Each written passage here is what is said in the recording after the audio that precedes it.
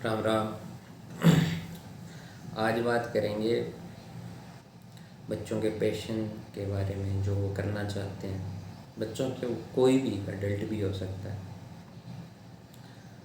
काफ़ी हद तक ज़्यादातर अपनी इंडियन सोसाइटी में बच्चों को यही प्रेशराइज़ किया जाता है कि पढ़ाई में अच्छा कर लो। मतलब राजस्थान में तो यही होता है, क्योंकि और कोई अपॉर्चुनिटीज़ नहीं है, तो ज़्यादा ये किया जाता है कि अच्छे से पढ़ाई कर लो, जॉब लग जाओ। लेकिन बहुत से कारण होते हैं, रीजन होते हैं, जिनकी वजह से बच्चों की रुचि नहीं हो पाती पढ़ाई। तो उससे के लिए मैंने 2 वीडियो बना रखे हैं पहले, एक टीचिंग पे और एक स्कूल पे, कि कैसे बच्चों का बेस कमज़ोर रह जाता है। तो छोटे छोटे पॉइंट्स हैं उनमें, इस वजह से रुचि नहीं बन पाती। उसके बाद बच्चे पढ़ाई नहीं हो पाती तो बच्चे कुछ खुद का करना चाहते हैं। उनको बच्चे बाहर रहते हैं आजकल, एक्सप्लोर करते हैं, तो उनको ऐसा हो जाता है कि यार ये तो नहीं हो रहा मुझसे, पढ़ाई तो बड़ी टफ है, क्योंकि उसको इंट्रोड्यूस ही ऐसे किया गया है पढ़ाई से कि वो भागने लग जाता है। तो वो खुद का कुछ करना चाहता है, पैशन फॉलो करना चाहता है। तो उसमें सबसे बड़ी बात आ जाती है कि जब वो घर पे बताता है वो, तो बहुत से लोग सपोर्ट कर देते हैं अपने बच्चे को, बहुत नहीं कर पाते। और वो इसलिए नहीं कर पाते कि उनका यूँ होता है कि लोग क्या कहेंगे। तो उस पर आज मैं बात करूँगा। तो पहले तो वो 2 वीडियो देख के आओ, वो देखोगे, फिर ये वीडियो देखना और अच्छे से समझ आएगी। और अभी फिर मैं बात करता हूँ कि कैसे समझाना है तुम्हें। मैं 2 स्टोरी बताऊँगा। पहले तुम्हें 2 स्टोरी सुनाऊँगा, कहानी, वो सुनना, तो थोड़ा पेशेंस रखना, ठीक है। जब मैं आईआईटी में था तो मेरे किसी जानकार ने मेरे को फ़ोन करा और उन्होंने कहा कि उनकी 2 बच्चियाँ थी, एक 8th में थी और एक 10th पास करके 11th में आई थी। तो उन्होंने कहा कि बच्चों को हॉस्टल में डाल दूँ क्या, 11th वाली को भी डाल रहा हूँ तो 8th वाली को भी डाल दूँ क्या, और 8th वाली जाना नहीं चाहती, कहते मेरा मन नहीं लगेगा। ऐसा कुछ डिस्कशन चला। तो मैंने कहा कि जब मन नहीं लग रहा है 8th वाली, वो छोटी वाली बच्ची का, तो मत डालो उसको, क्योंकि 10th तक के तो परसेंटेज कहीं काम नहीं आते। और 10th की मार्कशीट डेट ऑफ बर्थ देखने के काम आती है, जो date of birth certificate use होती है वो। हाँ, 11th वाली को डालना है तो डाल दो। ऐसे चला डिस्कशन, वो अलग बात है, वीडियो लंबी होगी। तो ऐसी बातों बातों में उन्होंने बताया कि उनकी एक लड़की और है, तो वो बड़ी है। तो मैंने पूछ लिया कि बड़ी वाली दीदी क्या करती है। तब उन्होंने मुझे बताया कि कुछ नहीं बेटा, वो जब वो भी बच्ची ब्रिलियंट थी, उसको भी कहीं नहीं डाला था हॉस्टल में, यहीं रह के उसने अच्छे से करा, और उसको government engineering college computer science branch मिल गई थी। लेकिन फिर उसको कॉलेज छुड़वा दिया। तो मैंने पूछा क्यों अंकल? क्योंकि किसी ने ऐसे राय दे दी थी उनको कि अभी लड़की है, कंप्यूटर साइंस में जॉब करेगी, कल को बीटेक के बाद 4 साल बाद एमएनसी में जॉब लगेगी, उसको बेंगलोर, हैदराबाद दूर जाना पड़ेगा, बड़ी सिटीज़ में अकेली लड़की कैसे जाएगी, ये वो करके। और उनके कहने पे ऐसे उन्होंने बच्ची को कॉलेज छुड़वा दिया। फिर बच्ची को बीएससी करवाने के लिए उन्होंने एक दूसरे कॉलेज में जयपुर डाला, वो भी अच्छा कॉलेज था। तो वहाँ फिर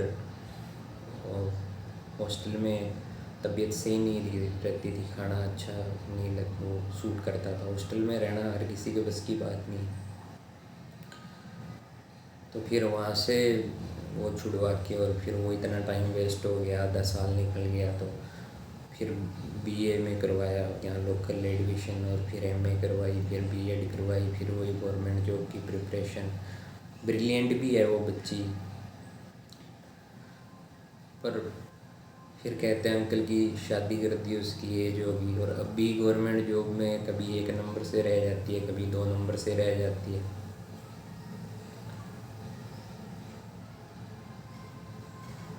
तो उनको उस चीज़ का बड़ा रिग्रेट था कि मैंने वो डिसीज़न गलत लिया उसके लिए, वो बीटेक का वो कॉलेज छुड़वा के। एक स्टोरी तो ये होगी, ठीक है, अभी इस पे गौर करना, मैंने क्या क्या सोचना इस पे। अभी दूसरी स्टोरी पे चलते हैं।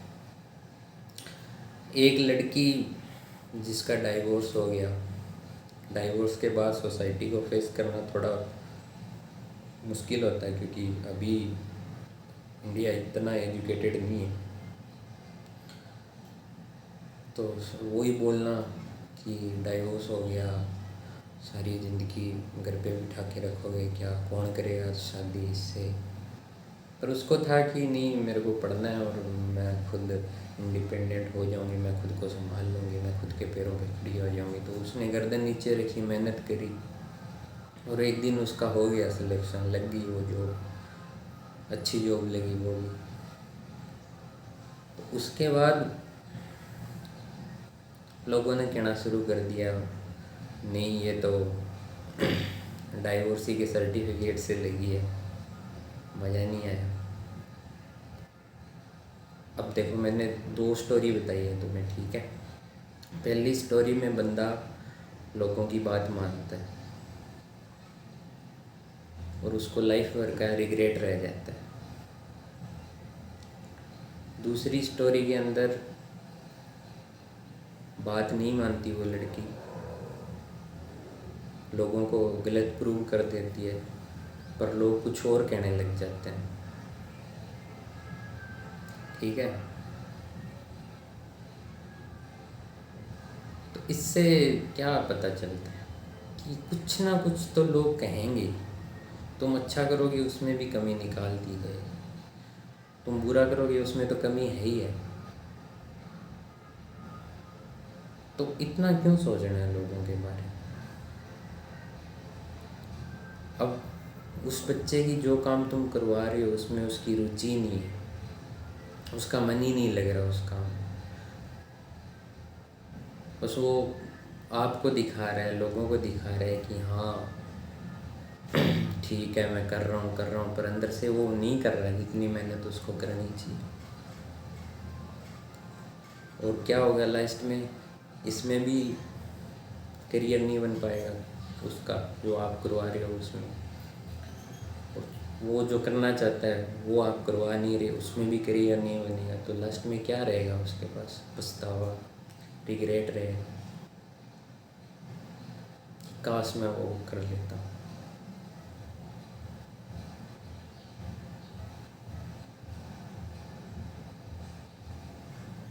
अभी आप देखो, हो सकता है कोई काम आपको अच्छा ना लगे, छोटा लगे, लेकिन आप अपने शहर में देख लो, एक मिठाई वाला होगा जिसकी स्वीट होम होगी, बहुत शानदार चलेगा, वो बहुत अच्छा चल रहा है उसका, वहाँ सक्सेस है। एक समोसे वाला होगा, बहुत शानदार चल रहा है उसका, बहुत सक्सेसफुल है वो उस काम से। एक चाय वाला होगा जो बहुत सक्सेसफुल है उस काम में। एक गोलगप्पे वाला होगा, बहुत सक्सेसफुल है उस काम में। एक बार्बर होगा जिससे तुम टाइम मांगते होगे कि कब आऊँ मैं बाल कटवाने के लिए। आसपास बहुत एग्जाम्पल है, लेकिन तुम नहीं करोगे। मैं ये नहीं कह रहा तुम एग्जैक्ट ही यही करो, तुम वो करो जो तुम्हारे मन में है कि हाँ मुझे ये करना चाहिए।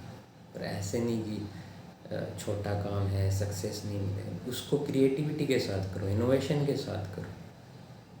अब चाय तुम्हारे शहर में एक थड़ी वाला बेचता है, वो भी दिन की 300-400 चाय बेच देता है, पर एक चाय सुट्टा बार वाला है जिसकी 150-200 करोड़ की कंपनी बेचता, वो भी चाय ही है 10 रुपये की। एक चाय वाला प्रधानमंत्री भी है।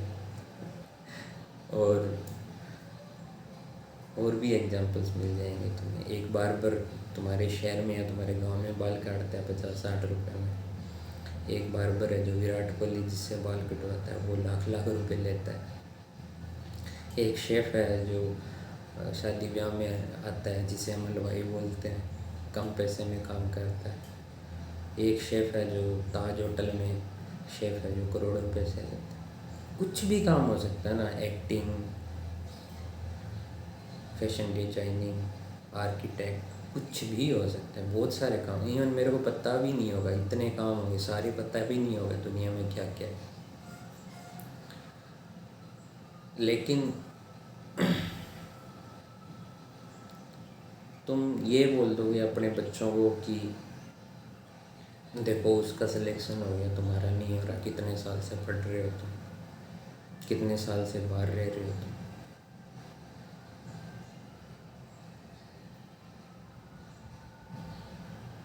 पर तुम ये नहीं देखोगे कि बच्चे की रुचि किस में है, बच्चा कर क्या रहा है, क्या करना चाह रहा है, कुछ हो ही नहीं।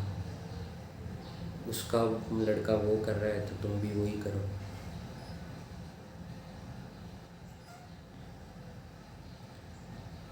तुम ऐसे भी तो पूछ सकते हो उससे कि भाई तू किस में खुश है। वो घुट रहा है अंदर ही अंदर, वो आपको बता ही नहीं रहा, वो अंदर ही अंदर घुट रहा है।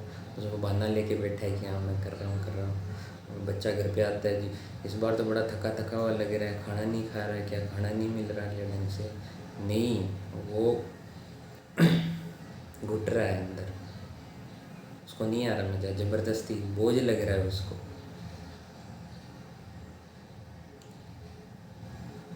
जितने पैसे इंडिया में पढ़ाई में बच्चों पे खर्च हो जाते हैं, लगा देते हैं बच्चे पेरेंट्स, उतने पैसों में अगर बच्चे की रुचि का काम करवाया जाए तो वो और अच्छे से कर सकता है उसको, और शिद्दत से, और उसको बोलना नहीं पड़ेगा वो करने के लिए, वो खुद से करेगा। तुम क्यों नहीं बोलते बच्चों को कि अगर कोई बार बार बनना चाहता है तो तुम ये बोलोगे कि कितना ही कमा लोगे ये, तो तुम उसको ये क्यों नहीं बोलते कि देख विराट कोहली का जो बार्बर है वो एक कटिंग करने का 1 लाख रुपए लेता है, तू इतना कैपेबल क्यों नहीं हो रहा। या फिर तुम कोई ऐसे जिसको खाने बनाने का शौक़ होता है, जो शेफ़ बनना चाहता है, तुम कहोगे हलवाई बन के कितना ही कमा लोगे, क्या करोगे। तो तुम उसको ये क्यों नहीं दिखाते कि ताज होटल का जो शेफ़ है वो करोड़ों रुपए ले रहा है।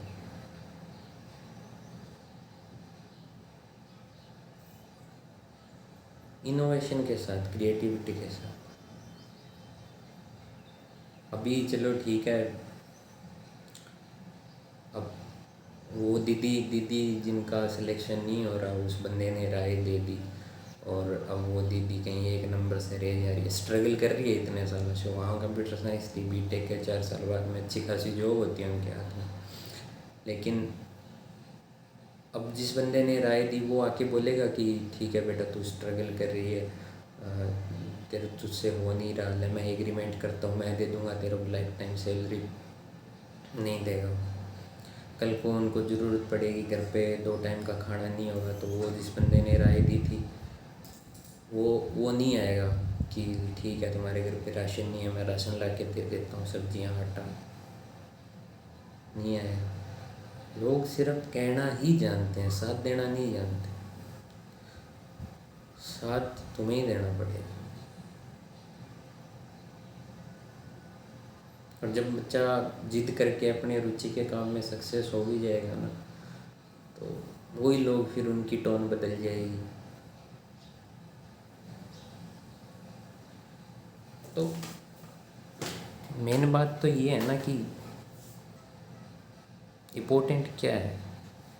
इम्पोर्टेंट है सेटिस्फेक्शन। खुद से क्वेश्चन करो कि जो चीज़ मुझे करनी है, जो मेरे गोल्स हैं, जो कमियां मुझे खल रही है अंदर, जो मुझे कमी महसूस होती है, क्या वो मैं इस काम से पूरी कर सकता हूँ।